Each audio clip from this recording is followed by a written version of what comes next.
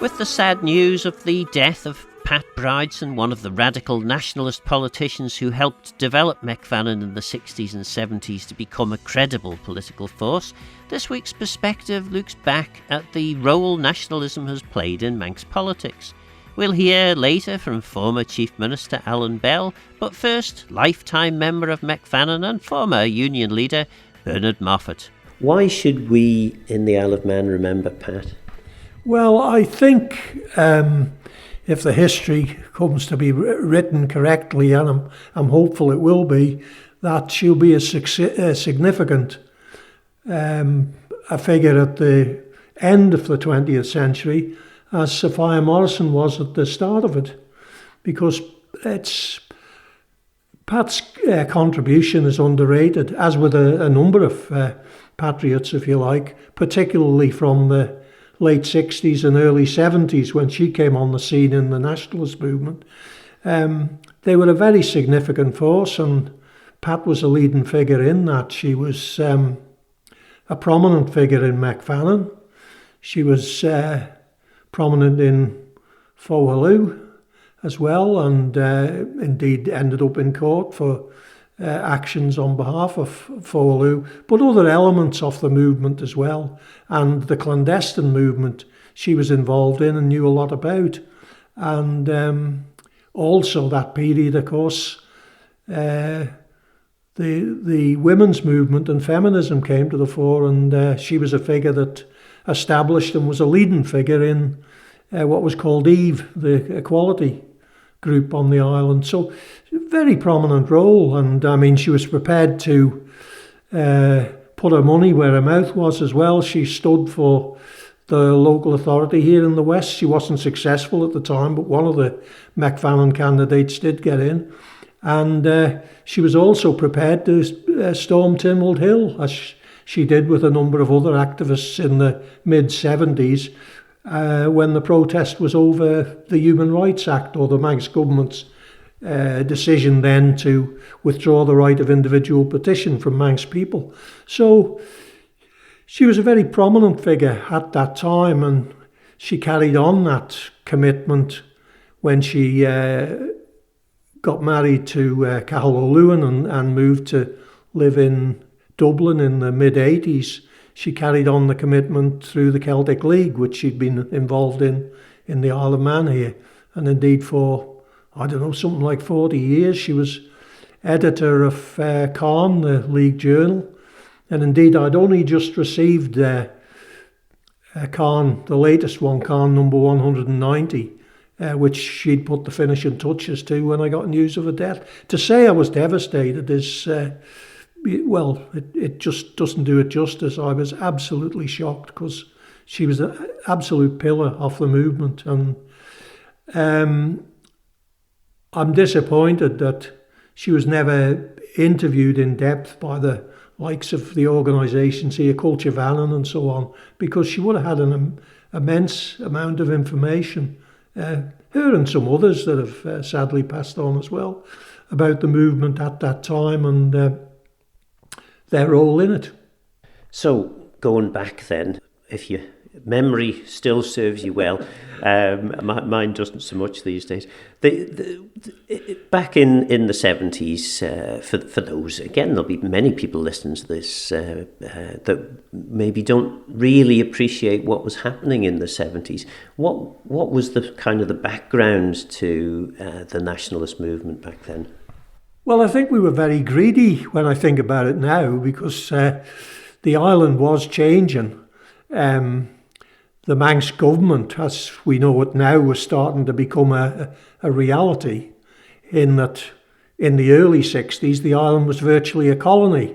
And by the end of the 60s, early 70s, folk like Charlie Carrouche and some other prominent politicians who, strangely, we were blackguarding at the time, were actually dragging the Isle of Man onto its feet, and it was becoming the nation that it did eventually become. But that wasn't good enough for us, and we wanted more. So Mec Vannin was formed in the 60s. It had a real spurt of enthusiasm and activity. Indeed, I can recall in the mid-60s, it had offices in Athol Street, so it was very pretentious. But by the early 70s, things had started to wane a bit, mainly because, as I say, people like Carush and one or two others were asserting the island's independence. They'd had an argument, constitutional argument with the UK over the Marine Broadcasting Offences Act. So things were starting to wane, but then very foolishly they embarked on the new resident policy, and that created real anger here because, of course, housing, which became a thorny issue later and is a thorny issue today, was very much to the fore then. So Pat arrived on the scene then, and a lot of other young people, and they were prominent in the movement. Now, I've got to say, I was well-established nationalist by then. I'd done 10 years, if you like, and I saw these young people like Pat coming along as sort of Johnny-come-latelys, upstarts. They wouldn't last the distance. My word, I was wrong. She lasted the distance. She worked, as I said earlier, right up to her death for the Manx nationalism and for the inter-Celtic movement. But it was a very vibrant period, and I'm sorry to say that I think now that the gains that were made, some that we didn't give the governments credit for, the various governments, such as eventually the Walker government, that actually made Manx government a reality, and Bell, of course, who projected it as a sort of force to be on an equal basis with the UK, that's all been lost now, and it's very disappointing that we've gone backwards. I'm certain that Pat, like myself, was starting to feel a bit disheartened about the direction things were taken, and also the direction nationalism had taken, because I don't think we have people on the island who are interested in the Isle of Man as a nation. I mean, they want to wave the three legs around and sing "O Land of Our Birth," and if you're more of a person who leans towards the culture, then use the language, sing and dance and all the rest of it. But the idea of a political consciousness on the Manx scene seems to have waned.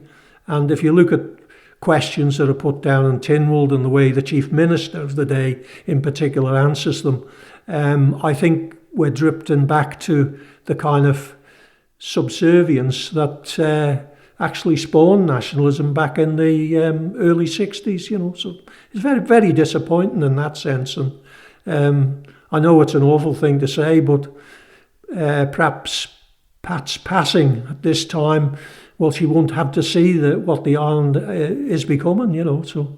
But getting back to her legacy, I think it's quite significant, and she was very much a prominent figure, very much a leader.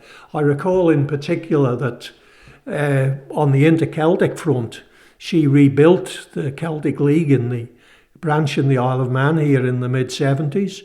When we had actions such as that in support of Breton prisoners, some who'd been sentenced to death in the early 80s, she was very much the leading figure when we, for example, picketed a French naval ship that came to the island. And then, of course, when she went on to carry out her role as editor of Cairn, the Manx section of Cairn always got prominence, the Manx language section in particular. If she thought she wasn't going to get a Manx language article in every issue, I mean, she was on the case straight away. So even though she wasn't a Manx speaker, she understood Manx and could read Manx, but she wasn't a speaker. She was very committed to the language as well, the movement. But then teachers, and particularly female teachers on the island at that time, were very much the backbone of culture and politics within nationalism. Some of them, including Pat, were harassed for that stance by the Department of Education. I mean, Pat had to move schools on one occasion. She was harassed not just by the authorities. What kind of harassment? Well, after the business with Fowaloo and the association with Fowaloo, there were complaints Ironically, one of the people who complained on the Department of Education was called Bridson, as I recall. But there were complaints as well from parents who were stoked up. And eventually she had to move from, I think it was St John's School, which at that time was seen as very much a centre of focus. Well, the schools in the West were always focused on the Manx identity and so on, but St John's School was focused on it quite intently. And a lot of the work that we take for granted now that goes on in schools surrounding the language, Manx identity and so on, it was very much done under the radar then. It depended on the enthusiasm of the head teacher and the teachers generally. And they were a very committed bunch. I mean, your partner, Anne, will recall that period in particular. She was new on the scene then, but she and others were the people who went on to be the building blocks of, of the cultural movement. I don't think there's ever been proper appreciation given to the likes of Pat Bridson and the other women, including Anne, who were involved in the movement. And sadly, as I said before with Pat, a lot of them now aren't around to provide their own take on things, because they had a very independent approach. I mean, I used to have furious arguments with them because, there's nobody more opinionated than me. And the other thing, of course, whereas men in the movement like myself were good at projecting ourselves as personalities, the women were much more interested in getting on with the actual work. They weren't self-promoting, if you like, in the way that some figures, including myself, were. So they're a chapter, if you like, that needs to be written. And I hope that the likes of Mec Vannin, who do an excellent job. I mean, I've been listening to some of their recordings this morning. I hope that they'll get that sort of work in hand as well.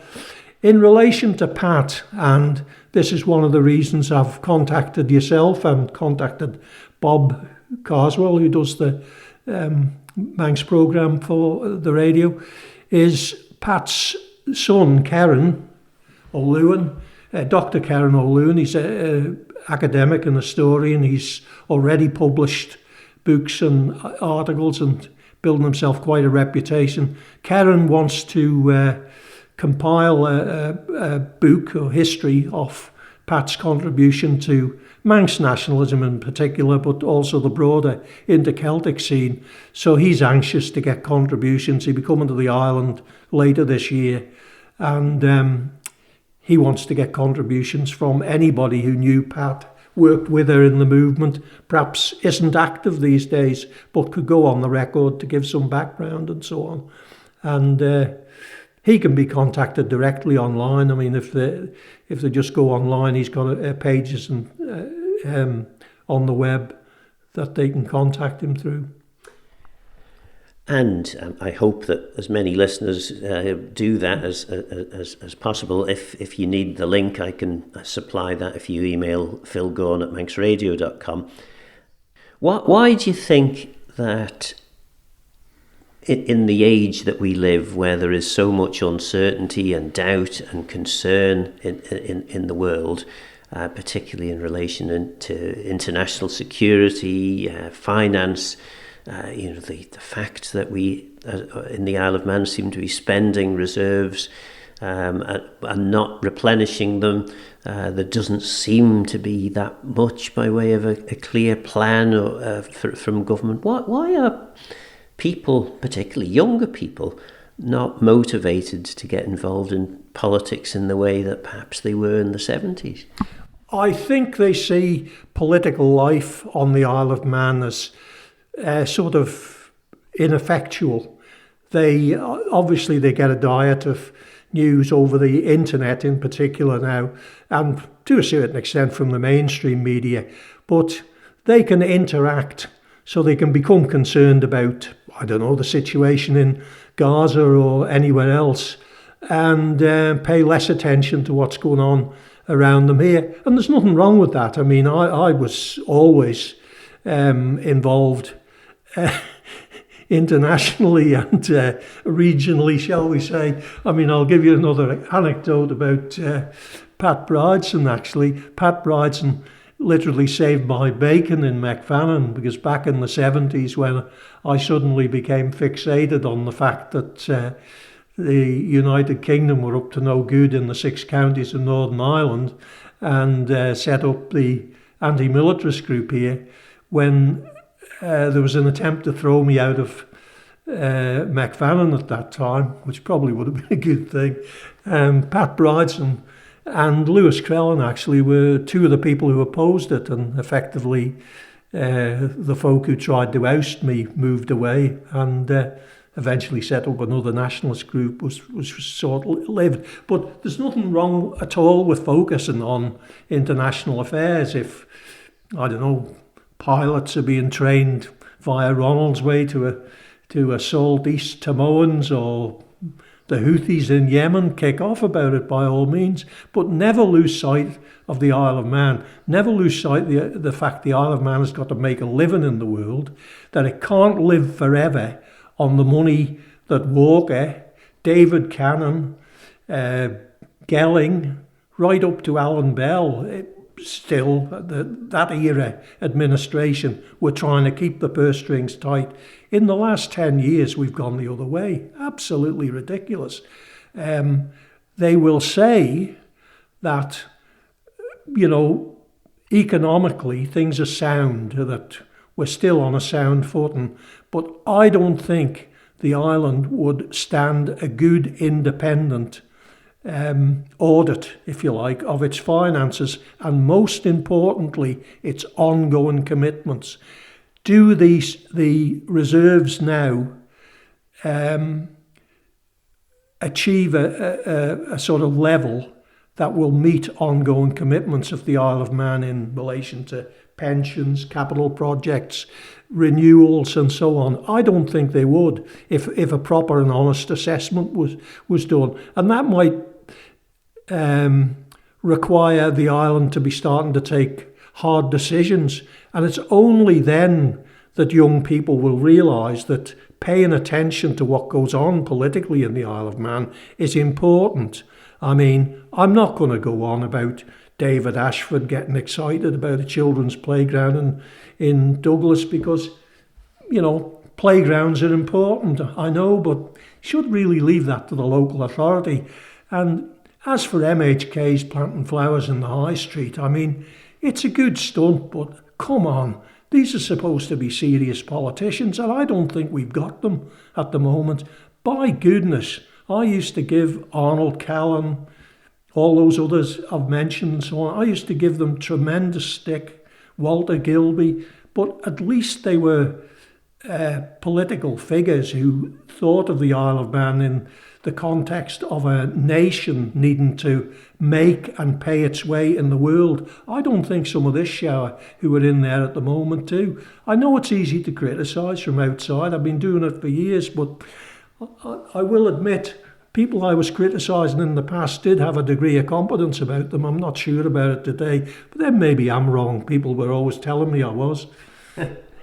And earlier in that monologue, you said that it might have been a good thing had you been booted out of Mec Vannin.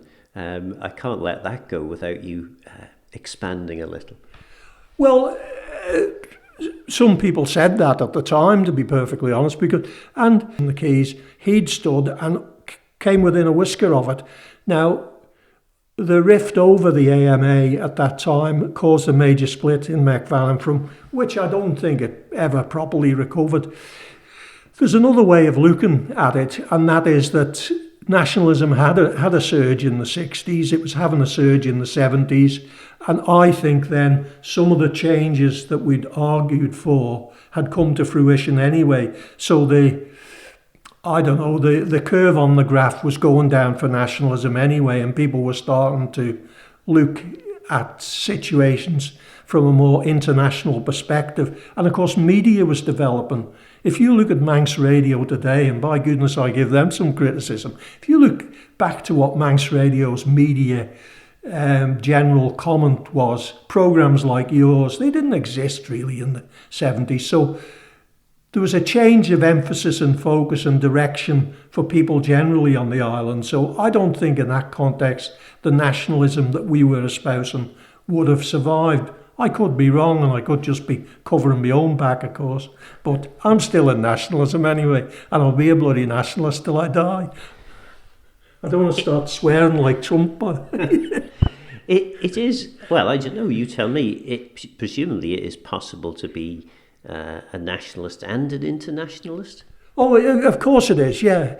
And various forms of nationalism as well. I mean, certainly in the Celtic League, there's a good example of this. I mean, we had people who were...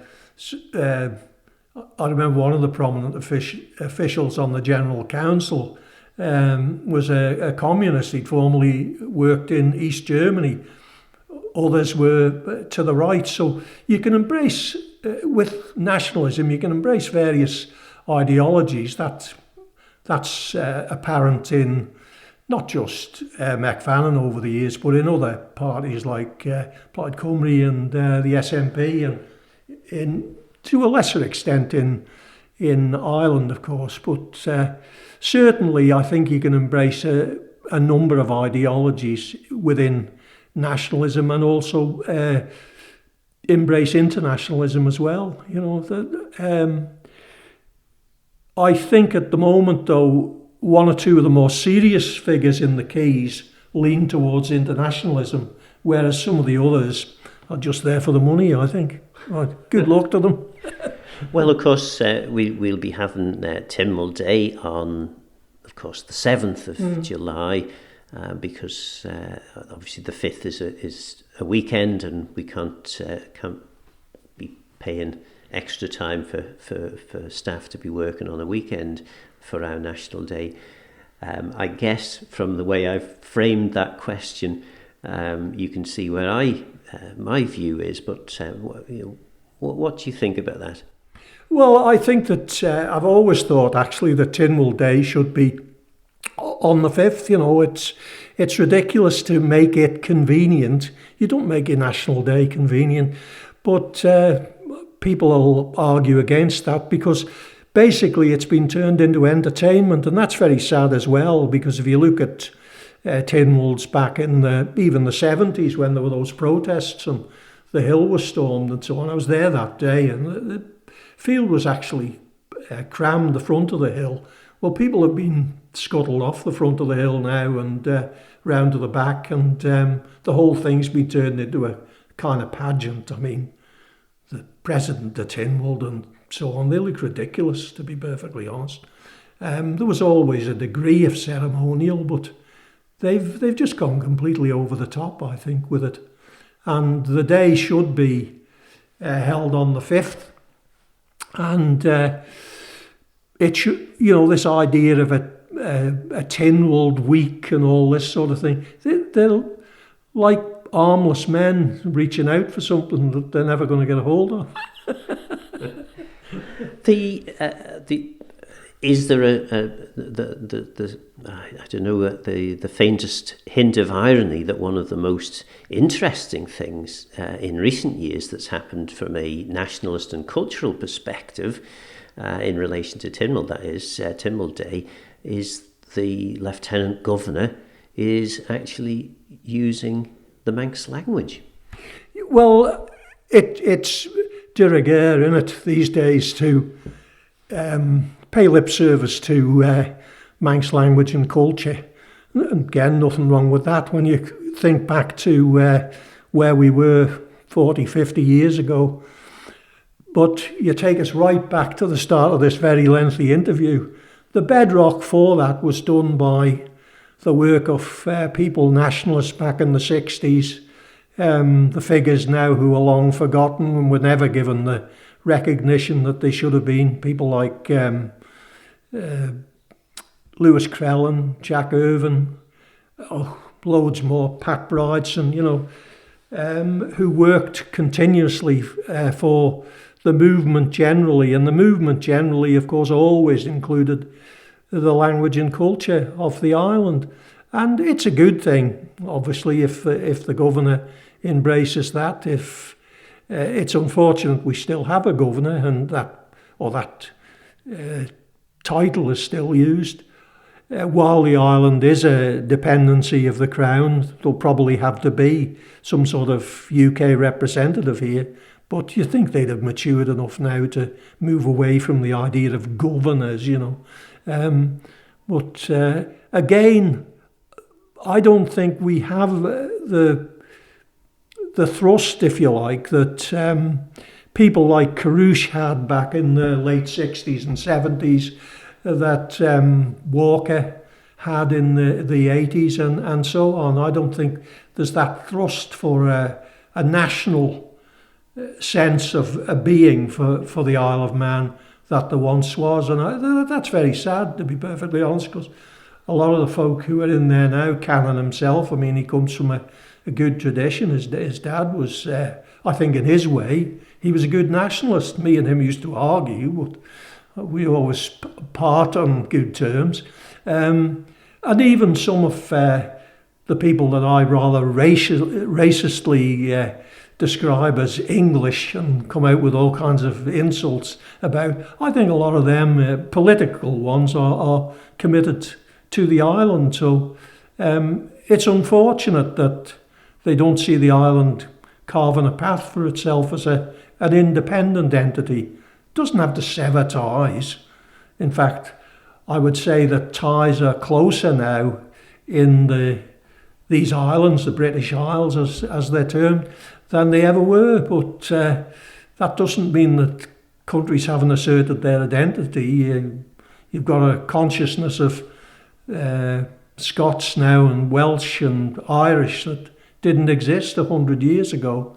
So the Manx can do that as well. They can assert themselves independently. They can be nationalists in their own way. They can be small n nationalists, which I think, with all due respect to them, a lot of the politicians were through the period that we were giving them stick.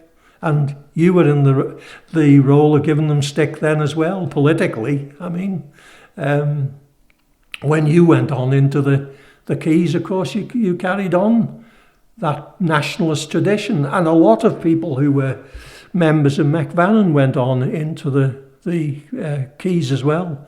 And there was always a nationalist with a small n presence there. I don't think it's there the same these days, sadly, but then, Jesus, I'm not going to, you can hear from my voice, I'm not going to be around much longer. So I'll just carry on as a nationalist and go out with a smile on my face. That was Bernard Moffatt. Next, former Chief Minister Allan Bell. In this instance, it's Allan Bell, young, thrusting, rebellious member of the Manx National Party, Mec Vannin. Yes, it seems a very long time ago now. It was back in the mid-60s, I think, I first became aware of Mec Vannin, and then started slowly but surely getting more and more absorbed into their approach to life.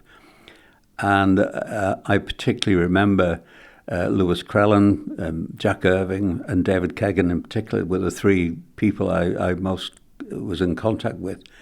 And we used to have weekly meetings. There were only 4 or 5 of us, I think, in those days, in Douglas, to discuss the state of the island and the need to promote a Manx identity. And so bit by bit, Mec Vannin started to grow towards the end of the 60s. We then started to think about membership, and the members signed up for it. And it became quite vocal and quite active then, going into the early 70s. So I was sort of maybe not radicalised, but I got absorbed into Manx nationalism in the 1960s. And a lot of people generally, maybe not signed up for Mec Vannin, but were equally concerned about the direction the island was going in. The economy wasn't performing well. If you remember, we had a lot of new residents coming over here. In fact, there was a new residence policy round about that time. And in particular, of course, the island got a wave of retirees from the colonial service as the empire was contracting. they ended up over here, which did manage to upset quite a few people. So there was a sort of mood of radicalism around without it actually, at that point, getting focused in a radical party. But that was a period that got me fired up with Manx politics. And of course, the 60s was a time where, a time of change, I suppose. It was a decade and a half after the Second World War, which had been one of the big tragedies of living in Europe, our part of the world. And by this time we got to the 60s, there was quite a lot of radical politics and youth movement. Yes, very much so. And I think one of the pivotal moments was, in fact, 1968 with the student riots in Paris, which, although it was focused on those issues in Paris, it rippled out right across Europe at that time, which fired up a lot of younger people. And believe it or not, I was actually quite young in those days, and fired up their interest in politics and radical politics, and in particular the growing understanding that we could actually facilitate change if we put enough pressure on. And I think the mood for change was very much in the air, to say, not just in the Isle of Man, but it particularly affected me here. And that set off then a trigger of events into the 70s and ultimately into the 80s and the changes which took place. There was also, I think, a concern at that time that Tynwald, although perhaps it was well-meaning, was very much focused on the agricultural community. It was Tynwald representatives were largely farmers, or many of them were farmers, or successful businessmen. It didn't in any way reflect the average Manx person. And so I think a combination of all these things brought a more radical youth together, and it ended up in Mec Vannin for a period. And of course, Mec Vannin became, in the 70s, quite certainly compared with anything I think that we've had since, it was a really big political movement, wasn't it? Well, I first stood for election in 1976, when Mec Vannin really was at its peak at that stage. And I think from memory, we had something like 2,000 actual paid-up members in Mec Vannin in 1976, which, considering the size of the population and the fact we've never had that sort of thing before, was quite a remarkable achievement. There was a Labour Party here, and I think they obviously had some following, but nowhere near as great as Mec Vannin at that time. So, yeah, it peaked. And in the 1976 election, I think we had candidates in every constituency. We were successful with one of them, but it just shows that the breadth right across the island of support for change and Manx nationalism at that point was quite energetic. And of course, the other thing about the 60s, I think it was there was one of the acts was 1959, and the other was the 1960. The Isle of Man Government Act, and an Isle of was something to do with the Manx economy. I forget which the acts were, but they were quite fundamental in shifting the way in which Manx politics worked, and particularly the Isle of Man government effectively came into being. Yes, those changes did come in. I can't remember all the details of it now, but I think the groundswell of change, I suppose, that existed then was reflected in Tynwald. Tynwald didn't change as much as the public wanted, but it was starting to move. It was starting to listen to alternative viewpoints. And in 1976, as I say, when we had the first wave of candidates, that really was the change. And people like Miles Walker, Eddie Lowy, and people like that, all got involved round about that time. And so we were getting new thinking, younger, more energetic members coming in. And that was really the tipping point. That's when things started to change. Plus the fact, of course, by the end of the 70s, the Manx economy was really struggling. Traditional tourism had more or less had its day because of the extra competition from the Mediterranean, for example. Agriculture was struggling. Financial services was still in a fairly embryonic state. So that was a low point in the economy as well. So there was a recognition we couldn't go on like that any longer. We had to bring in some change. And Mec Vannin was a major reason why that change, why that movement started. It wasn't the only one, but it had a great influence for a relatively short period of time. By the end of the 70s, early 80s anyway, Mec Vannin had more or less run out of steam. It had splintered, and that focal point, that drive, that drove Mec Vannin had dissipated really, and but for that decade, Mec Vannin was very, very influential in forcing change, and of course we had spin-offs from that with Fohallow and various other more radical groups around the island, which again brought the need for change to the attention of everyone. Well, I suppose I'll have to ask. I mean, Fohallow, the underground movement, was that something that you ever considered getting involved with? I was certainly aware of them, yes. I guess we're not going much further with that line of questioning.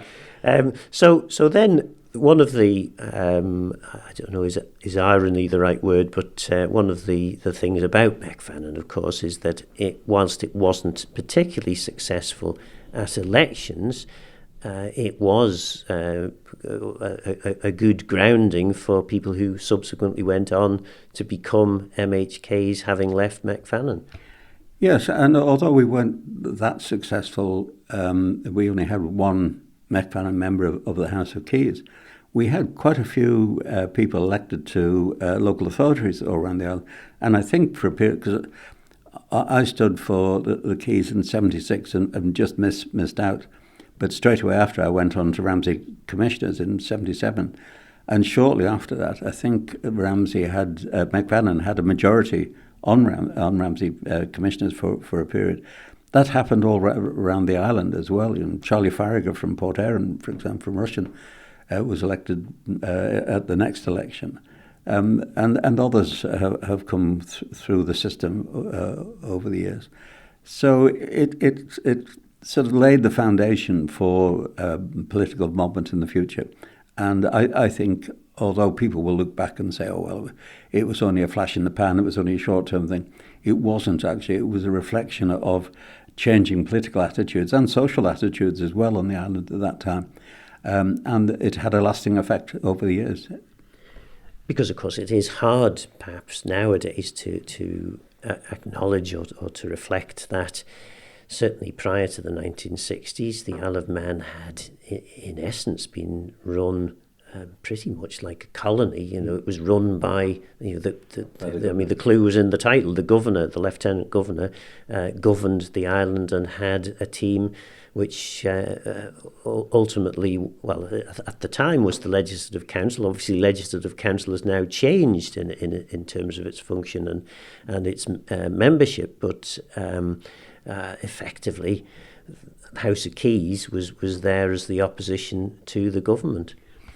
Yes, very much so. And of course, really right into the 80s, and certainly well into my period in office, the governor presided over Tynwald, the actual Tynwald sitting, and directed where business was going. And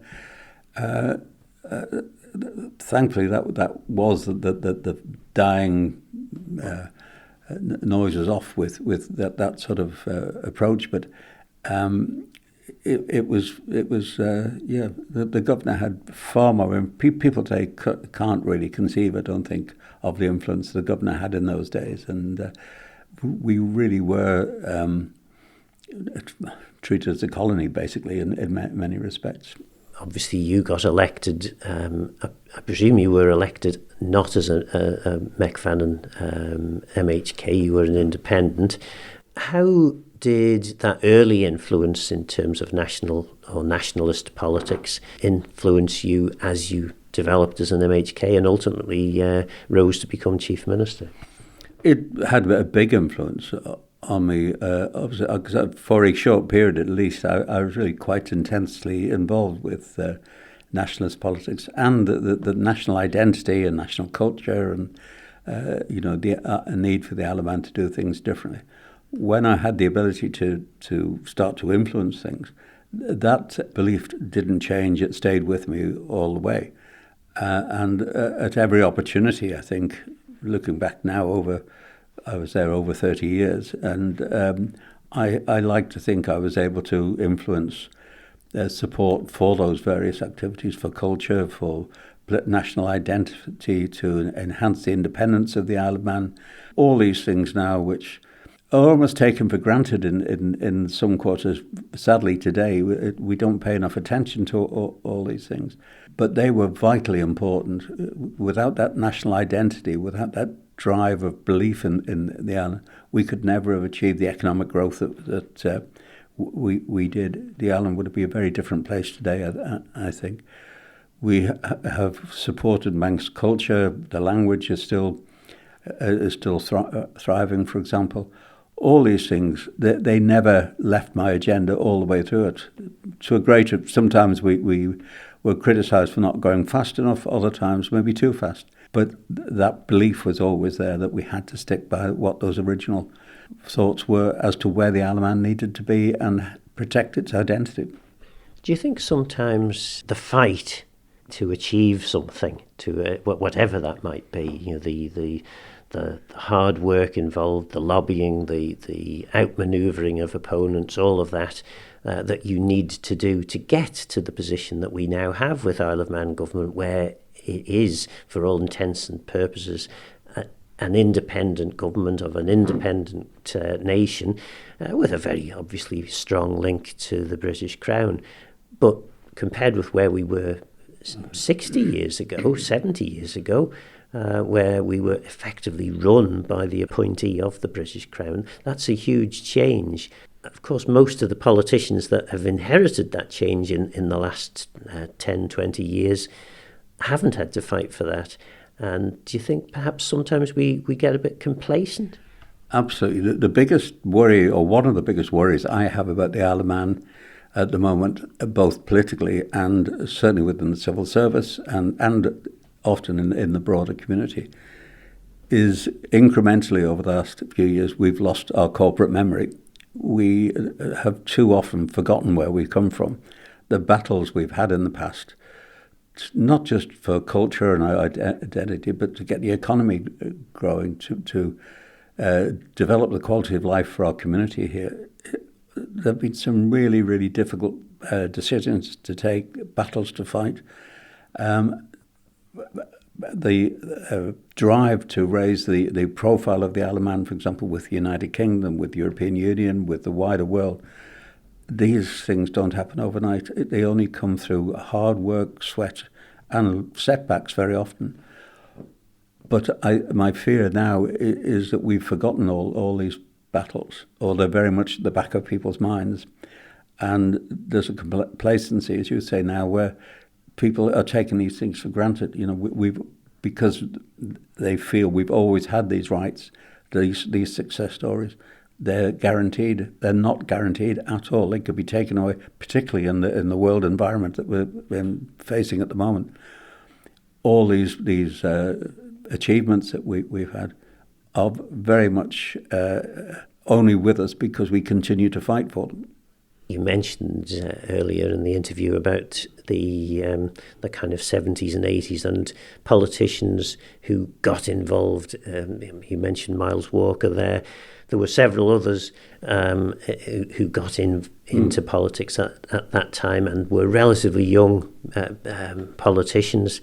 And during the 80s and culminating in the 90s with the creation of the Council of Ministers, that was quite a radical period, wasn't it? It very much was. I think I was blessed in some respects that I was elected in 84. Miles Walker had come in before me. Tony Brown, another chief minister, come in just before me as well. And we were blessed. It sounds odd, but we were blessed almost with a crisis situation that everyone had to pull together.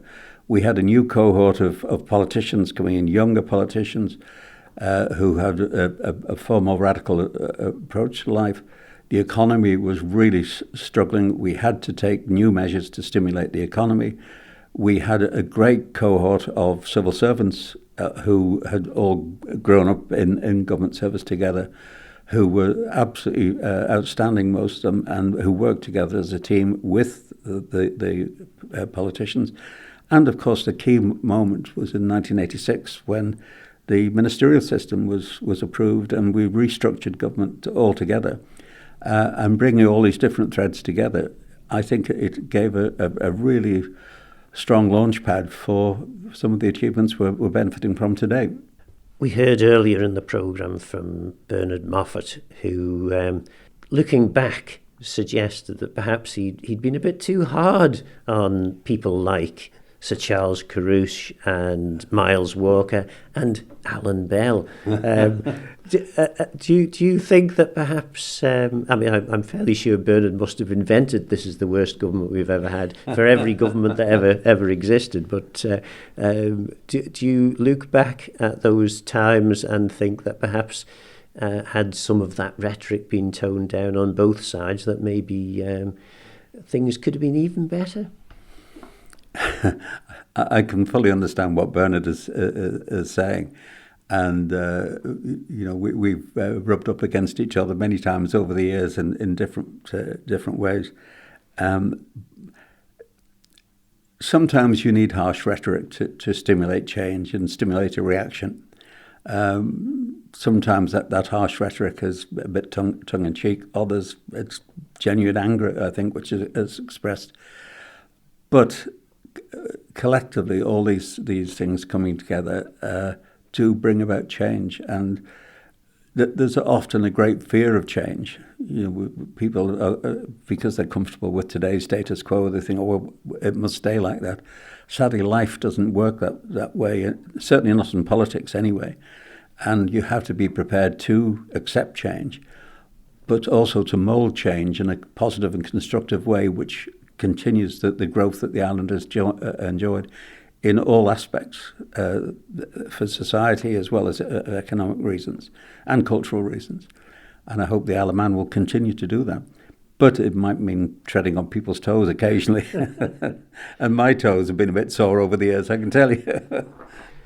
Any charitable words to say about Bernard? No, I think Bernard, in his own way, I know he was an ogre in many people's minds as this radical trade unionist. But I think Bernard had a role and did play a major role in influencing government policy over the years. It may not have been always to everyone's taste, but his fight for workers' rights, for example, for employment rights generally, for the changes in society at that sort of level, his battle was second to none, and it probably still isn't recognised now. He's still seen as this trade union radical. But as I say, there are times in life where you need some radical thought, that you do need to rattle a few cages. Bernard certainly did that, and I think he has certainly from the employment side of things has made a major contribution over the years. Just a few seconds left before we end the programme. Tynwald Day tomorrow. Any advice to the existing Chief Minister, Councillor Ministers? Well, I must admit I was surprised when I seen that this Tynwald, now we're closing in on the general election, only managed to pass 5 bills for royal assent this time. That seems to me a bit disappointing. And for the next Chief Minister, I wouldn't give them advice, but it does strike me, looking from the outside, that there needs to be far more effective teamwork and a more collective agreement as to what the best way forward for the Isle of Man is. And in particular, they need to give some great attention to communication, because the communication between government and the wider public has been absolutely abysmal. And if you want to get the Manx public on board, if you want them to back your policies, and there will be some serious challenges in the time ahead, you've got to talk to people. You've got to tell them what the true situation is and get the public on board. And that would be my best advice. That was former Chief Minister Allan Bell. So what do you think? Is now a good time for the island to rekindle the radical reforming politics of the 70s and 80s? Is there a place for national pride in our nation's politics? I'm Phil Gorn. Guramayo sun geishtach rum. Thanks for listening.